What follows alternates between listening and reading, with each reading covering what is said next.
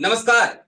मैं स्वप्निल और आप the news launcher Uttar Pradesh Uttarakhand देख रहे हैं। दोस्तों, कांग्रेस की 133 अध्यक्षों की लिस्ट आई और उस लिस्ट के आने के बाद ही हंगामा मच गया है। कांग्रेस के तमाम कार्यकर्ताओं के लगातार फोन आ रहे हैं और लोग ये कह रहे हैं कि ये खेल हुआ तो हुआ कैसे। एक वक्त पे बात चली कि संदीप सिंह जी के पर कतरे गए हैं, लेकिन जब सूची आई तो ऐसा लगा कि लिस्ट में अजय राय की तो चली ही नहीं, चली तो यूपी के भैया जी। और फिर बार बार जब मेरे पास कॉल्स आने लगी, क्योंकि आजकल मैं वाइडली कांग्रेस को कवर कर रहा हूं, तो फिर मैंने सोचा कि क्यों ना कुछ कांग्रेस के लोगों को ही दावत दी जाए कि वही आए, वही आकर अपना दर्द बताएं, और इससे बेहतर और क्या तरीका और तरीकेकार हो सकता। तो आज की तारीख में हमने दावत दी है। सबसे पहले तो आपका परिचय करा देते हैं। हमारे साथ संतोष भाई जुड़े हैं, हमेशा की तरह देश के सीनियर जर्नलिस्ट हैं। बहुत बहुत स्वागत नमस्कार। है संतोष भाई आपका। हमारे साथ प्रयागराज से अतुल तिवारी जी जुड़े हैं। अतुल भाई, बहुत बहुत स्वागत आपका। नमस्कार, नमस्कार, नमस्कार आप सभी लोगों हमारे को। साथ जुड़े हैं ललितपुर से महेंद्र जी। महेंद्र भाई, आपका भी बहुत स्वागत, बहुत शुक्रिया जुड़ने के लिए। और शिवेंद्र भाई हमारे साथ जुड़े हुए हैं। शिवेंद्र नमस्कार भाई, साथी, नमस्कार। आपका भी बहुत बहुत स्वागत। शिवेंद्र भाई, शिवेंद्र भाई आपकी तरफ ही चलेंगे पहले, और इसलिए आपकी तरफ चलेंगे क्योंकि आप आते हैं जौनपुर से। और जब कभी भी देश में कांग्रेस के स्लीपर सेल की बात होती है तो एक नाम हमारे दर्शक हमेशा लेते हैं, वो नाम लेते हैं केसी वेणुगोपाल। लेकिन जौनपुर के जो अध्यक्ष बनाए गए तो लोगों ने कहा देखो, यूपी में भी एक केसी वेणुगोपाल बैठे थे, उनको उठा करके जौनपुर का जिला अध्यक्ष बना दिया गया। उसके बाद से बड़ा बवाल कटा हुआ है। सबसे ज्यादा कॉल मेरे पास जौनपुर से ही आई है। शिवेंद्र भाई, क्या कहानी है? देखिए स्वप्निल भाई, सबसे पहले तो हम ये कहना चाहेंगे जी। कि जौनपुर जनपद में जो ये नए डीसीसी बने हुए हैं, ये मूल जी। रूप से तो ये केरला के ही निवासी हैं और ये विगत 10-15 सालों से जौनपुर में आकर के रह रहे हैं। और सबसे बड़ा उनका हालात अगर आपको देखना हो तो आप 3 साल आप पहले आप चलिए 2022 के का जब विधानसभा का चुनाव हुआ तो उनको पार्टी ने उनके ऊपर भरोसा जो है ये दिखाया और उनको टिकट भी दिया मुगराबाद शाहपुर से। जी। तो 1200-1300 वोट उनको मिला था। 1800 वोट मिले। 1800 मतलब हाँ। कि अब आप जान लीजिए कि जिस व्यक्ति को 1800 वोट विधानसभा में मिल रहा है, अभी जैसा कि हमारे नेता राहुल गांधी जी ने एक बयान दिया कि हम अपने डीसीसी चेयरमैनों की ताकत को बढ़ाएंगे और जिलाध्यक्षों की ही पैरवी से लोकसभा व विधानसभा के टिकट का भी वितरण किया जाएगा। अब जो व्यक्ति खुद 1800 वोट पर जो है पा रहा हो, अगर उस व्यक्ति के पैरवी से किसी को टिकट दिया गया तो क्या हालात होगा उसका। सबसे बड़ी बात, अब आप सोचिए कि केशव वेणुगोपाल जी हो, हम तो नाम नहीं लेना चाहेंगे जो है किसी का, लेकिन हाँ एक बात तो सत्य है कि उत्तर प्रदेश में जो ये संगठन सृजन के नाम पे कार्यकर्ता के साथ धोखा हुआ है, छलावा हुआ है, उससे कार्यकर्ता बेहद हताश है और नाराज है।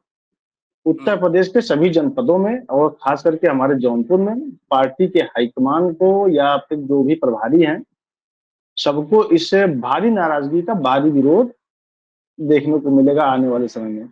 और ये जो तत्काल प्रभाव से जो है हम पार्टी के शीर्ष नेतृत्व से आपके माध्यम से ये मांग है हमारी कि इस पूरी लिस्ट को जो है कचरे के डब्बे में फेंक दिया जाए और एक नई डीसीसी फिर से बनाई जाए। धन्यवाद। ठीक बात है।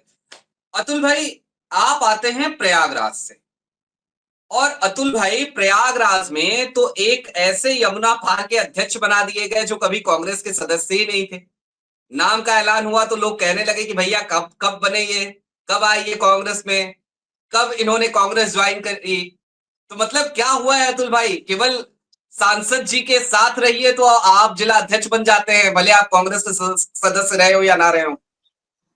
अब देखिए स्वप्निल जी, सबसे बड़ी बात यह है कि पौराणिक शहर है प्रयागराज अभी जी। आपने देखा कि महाकुंभ के नाम पे जो वर्तमान की सरकार है, प्रयागराज का नाम भुनाने के लिए उन्होंने क्या-क्या तरीके अपनाए और प्रयागराज को किस हिसाब से किया।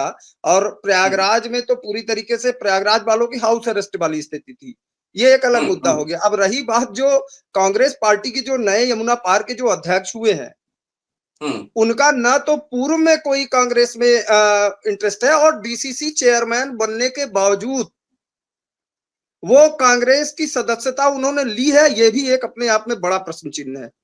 और जिसके भी कहने पर उनकी ये नियुक्ति हुई है, मुझे नहीं लगता कि हमारे नेता आदरणीय श्री राहुल गांधी जी को इसकी जानकारी हुई होगी। जो उत्तर प्रदेश में जिस हिसाब से जो लिस्ट यहाँ पर डीसीसी और सीसीसी चेयरमैन, यह निश्चित रूप से पूरी तरीके से ताकि आंख में धूल झोंकने का काम हो रहा है। राहुल जी ने, आपको याद होगा कि पिछले 8 या 9 तारीख को मार्च को बड़ोदरा में जाके उन्होंने एक भाषण दिया कि कांग्रेस पार्टी के संगठन में जिम्मेदारी उसकी होगी, उसको उसकी जिम्मेदारी दी जाएगी कि जिसका हाथ आप काट देंगे तो खून का कतरा जो निकले वो कांग्रेसी निकले। आप ये बताइए कि अशोक पटेल जी कितने साल पुराने के कांग्रेसी हैं। आज हमारे पूरे यमुना पार का एक एक कांग्रेस का कार्यकर्ता, जिसने वर्तमान जो सांसद जी हैं, उनका जब टिकट यहाँ पे अनाउंस होने जा रहा था, जिस दिन टिकट अनाउंस हुआ तो माननीय प्रदेश अध्यक्ष जी और माननीय प्रदेश प्रभारी जी से यमुना पार के लोगों ने जाके ये बात कही, शहर के लोगों ने जाके ये बात कही कि रीता जोशी के बंगले से निकल के कांग्रेस एक बार क्या कहते हैं अपने आप में खड़ी हुई है, आप फिर से उसी को निकाल के किसी के बंगले में आप कैद करने जा रहे हैं। यह निश्चित रूप से कांग्रेस के लिए खराब काम होगा और उसका आप जीता जागता नमूना आप देख लीजिए। मैं ज्यादा नहीं कहना चाहता, लेकिन आप लोग पत्रकार हैं, 40 साल के बाद नाम के तो कांग्रेस के सांसद हैं, लेकिन उनके प्रतिनिधि समाजवादी पार्टी का प्रदेश महासचिव है। बताइए। चलिए हम फिर आएंगे अतुल भाई अभी आपके पास। एक बार जल्दी से जरा सबके ओपिनियन ले लेते हैं, महेंद्र जी की तरफ चलते हैं। महेंद्र जी, ललितपुर में क्या नाराजगी है? आप लोग तो बकायदा लेटर वगैरह लिखने लगे, चिट्ठी वगैरह लिखने लगे। हमने सुना कि लोगों के सिग्नेचर हो रहे हैं चिट्ठियों पे। आप लोग की पूरी जी तैयारी है कि बिल्कुल। आप लोग अब इंदिरा भवन आएंगे, राहुल से मिलेंगे, क्या है ये? जी बिल्कुल बिल्कुल। और यहाँ का मामला इतना गंदा है कि जो हमारे सृजन संगठन जो मीटिंग बनाई गई थी, जी और जी हम लोगों ने आपके पास फोटो भी भेजा है सर्जन संगठन मीटिंग वाली। तो जी जी जी उसके आधार पर इन प्रभारियों ने ना तो जिन्होंने आवेदन किए हुए थे, ना तो उनको ना बनाते हुए एक बाहरी जिला अध्यक्ष को उठा के ललितपुर में बना दिया गया। झांसी अच्छा, से ला किस करके बेस पे बना? बाहर से कहीं हाँ से हाँ। है वो प्रॉपर ललितपुर, लेकिन कांग्रेसी नहीं है वो। वो हम्म। कांग्रेसी नहीं है। लेकिन विरोध इस बात का हो रहा है कि जब चुनाव आते थे, यही व्यक्ति भाजपा के साथ रहकर भाजपा का प्रचार करता था, भाजपा को वोट दिलवाता था। आज उसी व्यक्ति को पार्टी के प्रभारियों ने उसको कैसे उस हीरे को तलाश लिया, और इतने मूल कार्यकर्ता जो रहे, जो 26 आवेदन गए हुए थे, उन व्यक्तियों को प्रभारियों ने क्यों पसंद नहीं किया गया? अगर ऐसा ही उनको करना था तो इतनी ठंड में सृजन संगठन की मीटिंग में इन लोगों को क्यों बुलाया गया? ये सबसे बड़ा सवाल है। भाई अपनी मर्जी का बना लेते, ठीक बात। ये बात। तो इस चलिए हम प्रकार से आएंगे, हम लोग अभी आएंगे महेंद्र जी हम आपके पास। जरा आप जी जी संतोष जी भाई की तरफ चलते हैं, संतोष भाई का ओपिनियन लेते हैं। संतोष भाई, आपने 3 जिलों के कार्यकर्ताओं की बात सुनी, आपके पास भी कॉल्स आ रहे होंगे, मैं भी अब तक सैकड़ों फोन तो अटेंड कर चुका हूं प्रदेश के अलग अलग हिस्सों से, कांग्रेस के लोगों के, कांग्रेस कार्यकर्ताओं के, कांग्रेस के पदाधिकारी। संतोष भाई, मेरा मूल सवाल ये है, और इस पे डिस्कशन इसलिए हम बार बार कर रहे हैं, बार बार जोर दे रहे हैं, क्योंकि ऐसा तो नहीं हो सकता कि राहुल गांधी को इस बात का अंदाजा नहीं होगा या इस बात की जानकारी नहीं होगी कि क्या चल रहा है। अगर नहीं होगी तो फिर इसका मतलब यह है कि राहुल एक कोठरी में बंद है, वो कोठरी अब तक खुली नहीं। और अगर जानकारी है तो फिर ये सब कुछ हो कैसे रहा है? कांग्रेस के कार्यकर्ता सड़कों पे हैं। अविनाश पांडे जी की गाड़ी को रोका जाता है। अजय राय वहां पे दिखते हैं। जिस तरीके का हो हल्ला कल की तारीख में होली मिलन समारोह में मचता है, वो हम सब ने तस्वीरें देखी। तो संतोष भाई, मूल सवाल ये है कि ये जो कार्यकर्ताओं का दर्द है, क्या इस दर्द को सुनेगी कांग्रेस? क्या इस दर्द को सुनेंगे खास तौर पे राहुल गांधी और मल्लिकार्जुन खड़गे साहब? और सुनेंगे तो एक्शन क्या लेंगे? देखिए स्वप्निल भाई, मैं लगातार इस बात को कह रहा हूं। मैं इस बात को क्यों कह रहा हूं कि राहुल गांधी के पास कोई अमित शाह टाइप का व्यक्ति नहीं। समस्या यह है कि खबरें आला कमान तक पहुंचाता कौन है? खबरें वो पहुंचाते हैं जो नेता के इर्द गिर्द होते हैं। अगर नेता ने अपने इर्द गिर्द उन लोगों को रखा है जो सिर्फ चमचाई करने के लिए रखे गए हैं, अगर नेता के इर्द गिर्द वो लोग हैं जो सहयोगी दल के राष्ट्रीय अध्यक्ष अखिलेश यादव की सीट बदलवा कर खुद अपना सीट अलॉटमेंट करवा लेते हैं लोकसभा में, तो आप मानकर चल लेकिन लीजिए कि वो बिल्कुल आप सही नाम सही लेके बोल दिया जानकारी। कीजिए ना। आप नाम ले लिया नहीं, मैं कीजिए, आगे आप आता तो दे हूँ। सकते हैं। वो सही सही जानकारी आगे तक कितना पहुंचा पाएंगे, नहीं पहुंचा पाएंगे, बताना बहुत मुश्किल है। अब दूसरी बात पे आते हैं। अगर राहुल हाँ। गांधी का अपना कोई मैकेनिज्म होता जिससे हम्म, उन्हें सही बातें पता लग पाती, तो शायद ये गड़बड़ियां यहां नहीं होती। ये तो 3 हम्म, जिलों का जिक्र यहाँ पे किए हैं। सीतापुर में भी इसी तरह का मामला आया है, कई और जिलों में भी इसी तरह का मामला आया है। जिले तो छोड़ दीजिए, विधानसभा के टिकट, लोकसभा के टिकट में बहुत ज्यादा मामला है। अभी 2020 में बिहार में विधानसभा चुनाव हुआ था, जाले जहां के मंत्री बनाए गए हैं अभी मिश्रा हम्म, साहब, वहां पर प्रियंका गांधी के सेक्रेटरी संदीप सिंह ने उम्मीदवार बदल दिए थे।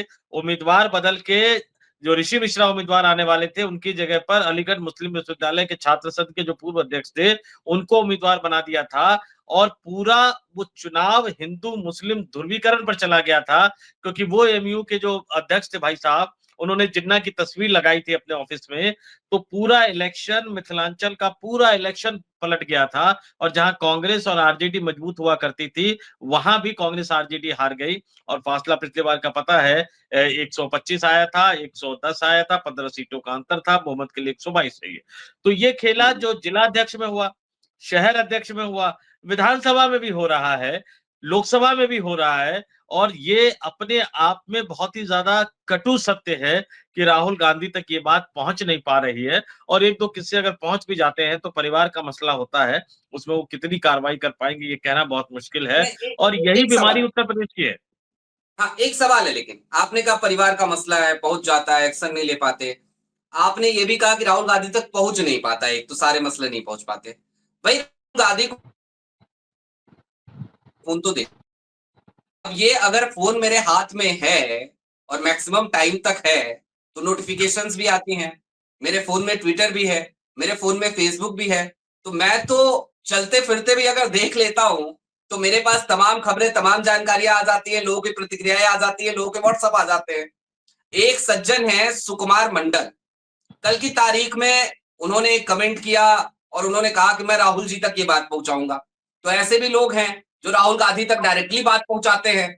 तो उसके बाद भी ये कहना और ये समझना कि राहुल गांधी के पास इंफॉर्मेशन नहीं पहुंच रही है, ये तो मुझे लगता है कि हम बेनिफिट ऑफ डाउट दे रहे हैं क्या राहुल गांधी को, या नहीं, फिर राहुल की मजबूरी है कोई? नहीं, राहुल गांधी, मैंने कहा कि सारे किस्से नहीं पहुंच पाते, एक दो किस्से पहुंच पाते हैं। लेकिन आपने जब संदीप सिंह साहब का जिक्र किया, वो किनके करीबी है? प्रियंका गांधी के करीबी है, तो प्रियंका गांधी परिवार का मसला हो जाता है। सारे किस्से नहीं पहुंच पाते। देखिए, जो ट्विटर अकाउंट है, जो फेसबुक अकाउंट है, राहुल गांधी खुद उनको हैंडल नहीं करते हैं। मोबाइल बड़ी सावधानी से, जब से पेगासस वाला मसला आ गया है, तब से बहुत सावधानी से उनको अपना मोबाइल इस्तेमाल करना पड़ रहा है। और कांग्रेस के कार्यकर्ताओं को तो छोड़ दीजिए, शायद कांग्रेस वर्किंग कमेटी की जो मेंबर है, उन सबके पास भी राहुल गांधी का पर्सनल मोबाइल नंबर हो, ये बहुत मुश्किल की बात है। मेल आईडी है, वो पार्लियामेंट की आईडी से निकाल सकते हैं, कांग्रेस की वेबसाइट पे मेल आईडी है। लेकिन मेल आईडी पे जो मेल किया जाता है, वो कितने मेल राहुल गांधी पढ़ते हैं और कितने मेल का नहीं, वो उनके रिप्लाई वो कर ऑफिस में पाते पढ़ा हैं, जाता है, वो ये उनके भी अपने ऑफिस में आप में पढ़ा एक बड़ी जाता है और दिलचस्प प्रिंटर बात हो है। जाता है। हम्म। तो ये तो ये अब ये सवाल देखिए क्या है, सवाल क्या है? पहले सर्वे की रिपोर्ट के आधार पे टिकट तय किया गया, तो सर्वे में फर्जीवाड़ा कर दिया गया। हरियाणा में हमने देखा किस तरह से है। फिर कांग्रेस वर्किंग कमेटी, फिर कांग्रेस इलेक्शन कमेटी, इन तमाम चीजों में टिकट डिसाइड होते हैं, तो वहां नेताओं की नियुक्ति में खेल कर दिया जाता है। अब राहुल गांधी ने प्लान बनाया कि जिला अध्यक्षों की राय से विधानसभा और लोकसभा के टिकटों का बंटवारा किया जाएगा। तो जो लोग ऊपर बैठे हैं, जिनको खेल करना है, उन्होंने जिला अध्यक्ष की सूची में ही खेल कर दिया। कुछ मामले राहुल गांधी के पास जरूर पहुंचे होंगे, और वो सोच भी रहे होंगे कि क्या करना है। लेकिन मैंने कहा कि परिवार का मसला है तो बहुत ज्यादा करने की हालत में नहीं है। 2020 का बिहार का विधानसभा चुनाव का मैंने जिक्र कर दिया कि किस तरह से एक उम्मीदवार तय किया गया और एक उम्मीदवार तय करने से पूरे बिहार का विधानसभा चुनाव एक तरह से हरवा दिया गया। तो ये मसले तो है ही, और अगर मसले नहीं होते तो शायद आज कांग्रेस की ये हालत नहीं होती, राहुल गांधी की ये हालत होती नहीं है।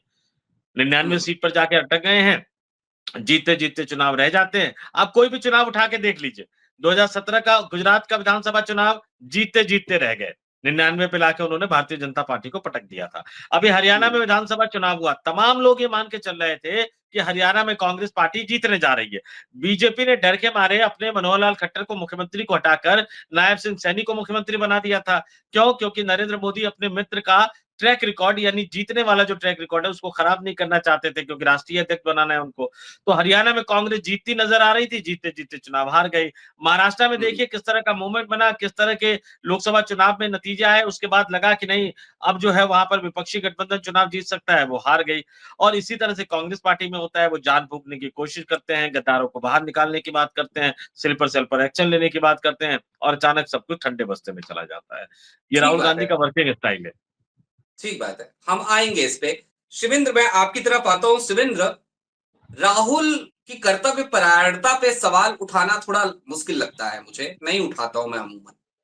इसलिए भी नहीं उठाता हूं क्योंकि राहुल जूझते दिखते हैं, लड़ते दिखते हैं, भिड़ते दिखते हैं, लेकिन जीतते नहीं दिखते। यहां पे एक सवाल, शिवेंद्र, ऐसा क्या है कि एक तरफ जब गुजरात में राहुल गांधी 8 मार्च को खुले तौर पे ये ऐलान करते हैं कि अब भारतीय जनता पार्टी के एजेंटों को बाहर निकाला जाएगा। अभी अतुल ने उस बयान का भी जिक्र किया कि अब जिम्मेदारियां उनको दी जाएंगी जिनकी रगों में कांग्रेस का खून है।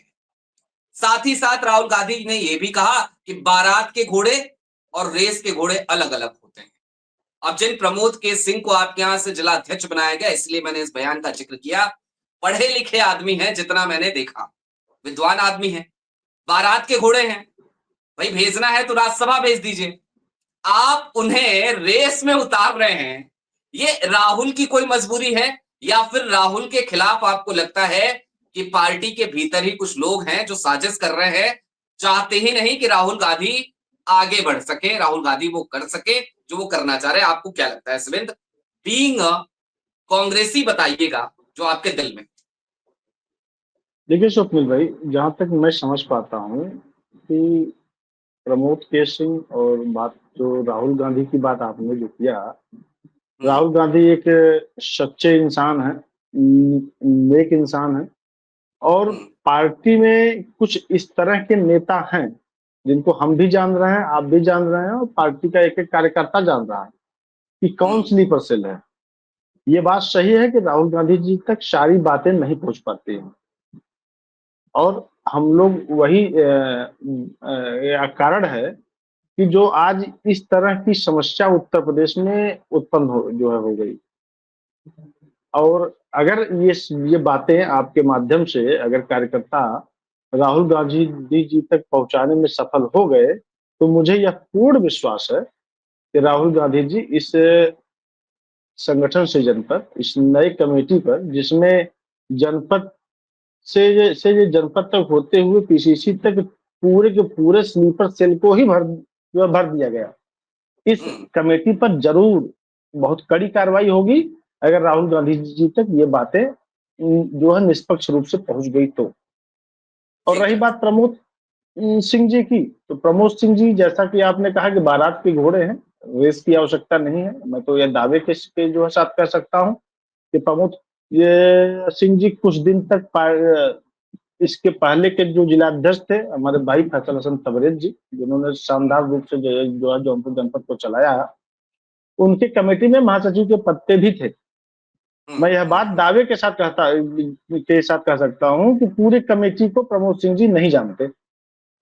अच्छा, उसका रीजन ये है, उसका रीजन ये है कि जो व्यक्ति स्वयं 12 महीने में 8 महीने जो है स्टेट के जो बाहर रहेगा, वह व्यक्ति जनपद को भली भांति नहीं जान सकता।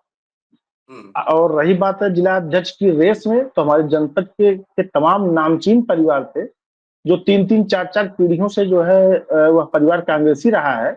उनके दादा, पिता, जो परदादा सांसद विधायक और तक रहे हों, अगर उन परिवार से जो है जिलाध्यक्ष आता तो निश्चित रूप से जौनपुर जनपद में संगठन बृहद होता, संगठन मजबूत होता और आने वाले चुनाव में इसका रिजल्ट भी हमको जौनपुर में देखने को मिलता।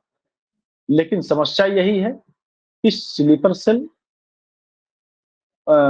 इस तरह से जो है इन तरह के लोगों को जो है जिम्मेदारी दे दी। आज जौनपुर का एक एक कार्यकर्ता जो खांटी कांग्रेसी कार्यकर्ता है वह नाराज है और घर बैठने को मजबूर हो चुका है। तो यदि पार्टी हाईकमान अगर इस पर कोई एक्शन नहीं लेती है तो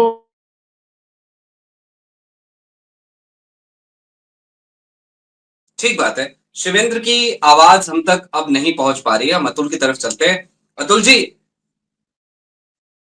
सीधा सवाल है, शिवेंद्र ने कहा राहुल तक बात पहुंचेगी, एक्शन होगा, लेकिन एक बात और कही और बड़े मार्के की बात लगी मुझे कि यदि नहीं होगा एक्शन तो कार्यकर्ता घर बैठेंगे। प्रयागराज का भी यही हाल है क्या?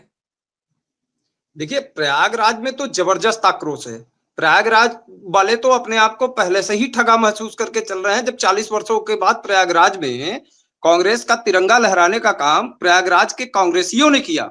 मैं आपको एक चीज सीधा सीधा स्पष्ट कर देना चाहता हूं कि प्रयागराज में भारतीय जनता पार्टी का जो उम्मीदवार था 2024 के लोकसभा चुनाव में, वो पूर्व राज्यपाल आदरणीय श्री केसरीनाथ त्रिपाठी जी के लड़के नीरज त्रिपाठी थे और उनकी जो वाइफ थी वो यादव परिवार से आती थी। तो समाजवादी पार्टी का जो एक बड़ा वोट बैंक था, जो उनका जातिगत जो वोट बैंक है, वो पूरी तरीके से उनकी बीवी के साथ, वो उनको अपनी बहन मान के वो बीवी के साथ वो कांग्रेस पार्टी के खिलाफ में काम कर रहा था। और जो समाजवादी पार्टी का वर्तमान का मेजा का जो एकमात्र यमुना पार का विधायक है, वो और उनकी पूरी टीम वो कांग्रेस के खिलाफ यहाँ पे उन्होंने काम किया और उसका प्रमाण भी है बाकायदे। और तमाम जहां पर समाजवादी पार्टी के लोग यहाँ पर थे, जिन गांव में समाजवादी पार्टी का गढ़ हुआ करता था, उन गढ़ों में भारतीय जनता पार्टी ने कांग्रेस पार्टी को पीछे छोड़ दिया उन बूथों पर। तो ये सीधा सीधा स्पष्ट एक वो था कि कांग्रेस पार्टी के लोगों ने खून पसीना बहाते हुए अपना तेल पेट्रोल अपनी जेब का पैसा खर्च करके और 40 साल के बाद राहुल गांधी की भारत जोड़ो यात्रा और भारत जोड़ो न्याय यात्रा के सफल समापन के बाद जो एक दलित, मुस्लिम और ब्राह्मण का एक कॉम्बिनेशन बना के और महिलाओं का एक कॉम्बिनेशन बना के वो जिस हिसाब से क्या कहते हैं यमुना पार में चला, उसका सीधा सीधा फायदा वर्तमान सांसद जी को हुआ। और निश्चित रूप से एक बड़ी पृष्ठभूमि रही है हमारे सांसद महोदय की। एक बहुत ही पुराने, उनके पिताजी बहुत ही पुरानी पृष्ठभूमि के नेता हैं, कई 8 बार के विधायक रहे हैं, 2 बार के लोकसभा सांसद रहे हैं, 1 बार राज्यसभा सांसद रहे हैं, 2 बार माननीय सांसद जी भी हमारे यहाँ के विधायक रहे हैं करछना विधानसभा से। तो एक बड़ा परिवार था और उसके साथ कांग्रेसियों ने अपनी पूरी ताकत झोंकी और जिसका नतीजा हुआ कि हम लोगों ने भारतीय जनता पार्टी के गढ़ को ध्वस्त किया। अब आप सोचिए कि इतना करने के बावजूद कांग्रेसियों को मिला क्या? 40 वर्षों के बाद क्या वो सांसद कांग्रेस का है? मैं एक प्रश्न मैं पूछना चाहता हूं या कहना चाहता हूं कि वर्तमान सांसद जी को क्या ऐसा कोई आदमी नहीं मिला कि जिसको अपना प्रतिनिधि नियुक्त कर देते, कोई सामान्य आदमी को अपना प्रतिनिधि नियुक्त करते? समाजवादी पार्टी के प्रदेश के महासचिव को अपना प्रतिनिधि नियुक्त किया उन्होंने, वो आज भी समाजवादी पार्टी में है और उसके बावजूद समाजवादी पार्टी के ही अशोक पटेल को यहाँ का जिलाध्यक्ष नियुक्त किया। आरोप उन्हीं के ऊपर लग रहा है। और अशोक पटेल से 1-2 पत्रकारों ने बात करी तो उन्होंने बोला कि साहब का फोन आया कि आपको जिलाध्यक्ष बनाया जा रहा है तो आप बन जाइए। तो मतलब जिलाध्यक्ष की कुर्सी ऐसे रखी हुई है, आप कोई भी जाए कोई भी लड़ ले, आम कार्यकर्ता झंडा उठाए, धरना प्रदर्शन करे और जब आम कार्यकर्ता के हक और हुकूक की लड़ाई की बात हो, जब वो तो उसके पास कहने के लिए न कोई फोरम है न कुछ बात है। हम लोगों ने एक तैयारी करी हुई है, हमने शिवेंद्र भाई ने हम लोगों की बात हुई है और हम लोग हर जिले के जितने, और जब इसी तरीके का आपको फैसला करना था तो सबसे बड़ी चीज कि इंटरव्यू के नाम पे धोखा क्यों? इंटरव्यू के नाम पे धोखा क्यों इंटरव्यू कराया गया, क्यों लोगों से आवेदन लिए गए? यही काम 2022 के विधानसभा चुनाव में हुआ। 11,000 रुपए की लोगों से रसीद कटवाई गई। उनके फॉर्म भरवाए गए, लेकिन टिकट मिलता कौन है? जो रात तक पार्टी में नहीं है और सवेरे वो पार्टी में आ जाता है, उसको विधानसभा का टिकट दे दिया जाता है। हमारे मेजा विधानसभा में तो एक ऐसी महिला को टिकट दे दिया जिसका वोटर लिस्ट में पूरे उत्तर प्रदेश में कहीं नाम ही नहीं था। आखिरी घंटे में मुझे अपने छोटे भाई की वाइफ को चुनाव लड़ाना पड़ा, जिसकी क्या कहते हैं 1 महीने पहले शादी हुई थी, जिसको हम लोगों को पूरा चुनाव 8 दिन का चुनाव था बताने में ये निकल गया कि ये है कौन। पार्टी की इज्जत और मर्यादा बचाने के लिए हम लोगों को ये करना पड़ा।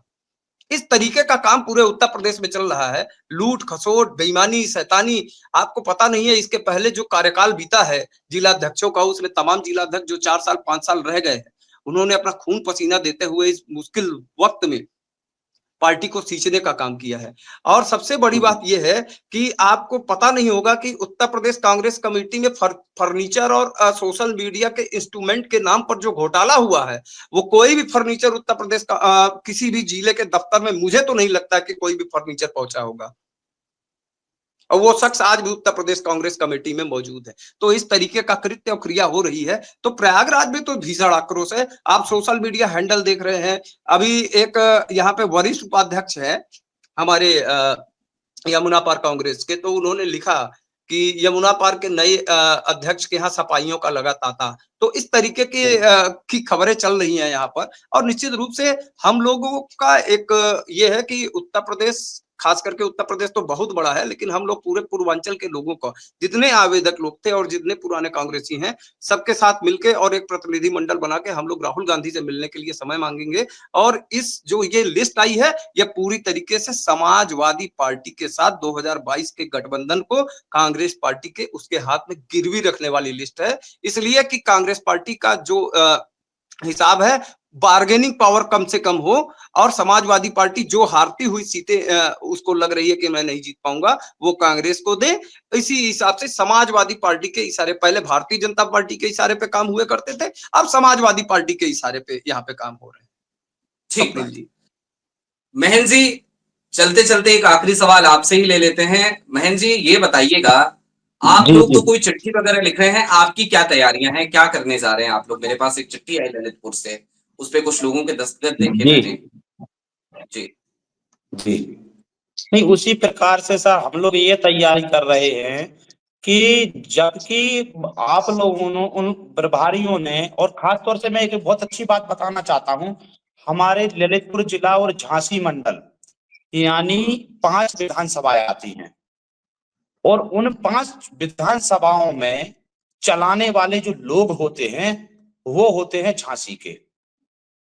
क्रिएट बात। और झांसी के अलावा जैसे राहुल रिछारिया, प्रदीप आदित्य जैन और ऐसे 1-2 नेता और हैं जो प्रमुखता से उस 5 विधानसभाओं पे काम करते हैं। अच्छा, इसका कारण क्या रहता है? ये प्रभारियों को, राष्ट्रीय कमेटियों को ये झूठी रिपोर्ट लगवा के ये कहते हैं कि हम संगठन में रहते नहीं है, हम काम नहीं करते, ये, और सारी रणनीति इन्हीं लोगों की रहती है, और यही लोग पूरे संगठन को बिगाड़ने का काम कर रहे हैं। इस हमारे राहुल गांधी को इन चीजों को समझना चाहिए। इसका एक और कारण है कि जिस तरीके से राहुल रिछारिया हुए, हमारे प्रदीप आदित्य जैन हुए, कांग्रेसी हैं, लेकिन आप केंद्रीय विकास मंत्री रहे, आपने कांग्रेस को बढ़ाने का कितना प्रयास किया? सबसे महत्वपूर्ण, आज कांग्रेस में नाराजगी है तो प्रदीप आदित्य जैन की वजह से है। इतने दिनों से उन्होंने पार्टी संगठन को क्यों नहीं बढ़ाया? आप तो कैबिनेट मंत्री भी रहे। हम लोगों की प्रदीप आदित्य जैन चाय पी के चले जाते हैं, लेकिन किसी कार्यकर्ता को ये नहीं, वहां तो उनको तो जहां भीड़ दिखती वहां एडजस्टमेंट हो जाते। तो ये पार्टी को बना रहे कि तोड़ रहे, हमको ये समझ में नहीं आती। इसी प्रकार से ओम प्रकाश रिछारिया मेहरौनी विधानसभा के कभी विधायक रहे थे, और उनके पुत्र हैं राहुल रिछारिया जी। वो कहते हैं हम 3 पीढ़ी से हैं। जब 3 पीढ़ी से आप हो तो 3 पीढ़ी के बाद आज 32 साल से कांग्रेस सरकार नहीं है उत्तर प्रदेश में, 34 साल से। इन्होंने क्या किया? वो क्यों आगे नहीं बढ़ने देते? जो नए लोग, हम जैसे लोग हैं, कई ऐसे लोग हैं, हमारे एक सुनील अहरवार हैं, एक मेरा भी नाम महेंद्र पनारी अहरवार है, तो हम इसी प्रकार से बहादुर अहरवार है। यहाँ का एक कोटा निश्चित था एससी वर्ग का, और इस कोटे के आधार अनुसार पर जातियां भी है। यहाँ अहरवार समाज कम से कम 2 लाख है, और हमारे राहुल जी ने उस संविधान की किताब को आगे ले आया और यहाँ से 2 लाख वोट की प्राप्ति की। आज हमारा अहरवार समाज कांग्रेस की ओर जुड़ने के लिए तैयार है, लेकिन उस चीज पे अहरवार समाज पे विचार ही नहीं किया जाता है। चलिए, क्यों ठीक नहीं है, होता है? इन मंत्रियों के वजह से। ठीक बात है महेंद्र जी, आपकी पीड़ा जायज है, आपका दर्द जायज है, लेकिन समय और ज्यादा डिस्कस करने की इजाजत नहीं देता। बहुत शुक्रिया शिवेंद्र भाई, बहुत शुक्रिया अतुल जी, बहुत शुक्रिया महेंद्र जी मुद्दा और न्यूज लॉन्चर से जुड़ने के लिए। तो दर्शकों, ये हालात है, कांग्रेस के कार्यकर्ताओं का दर्द है, कांग्रेस के कार्यकर्ताओं की तकलीफ है, और सवाल ये है कि क्या राहुल गांधी तक ये बातें पहुंच रही हैं, और अगर पहुंच रही हैं तो क्या राहुल गांधी एक्शन लेंगे, और अगर नहीं लेंगे तो फिर कैसे होगा वो सपना पूरा जिसका जिक्र गुजरात में राहुल गांधी ने किया था 8 मार्च की तारीख को, जिसके लिए 27, 28 मार्च और 3 अप्रैल की तारीखें मुकर्रर है कि राहुल गांधी तमाम जिला अध्यक्षों के साथ बैठक करेंगे, और साथ ही साथ गुजरात के अहमदाबाद में जो अधिवेशन होना है, क्या ये सारी चीजें खरी की खरी नहीं रह जाएंगी अगर क्रियाकलाप यही रहते हैं? इन्हीं सवालों के साथ आपको छोड़े जाते हैं। जुड़े रहिएगा तमाम अपडेट्स के। शुक्रिया।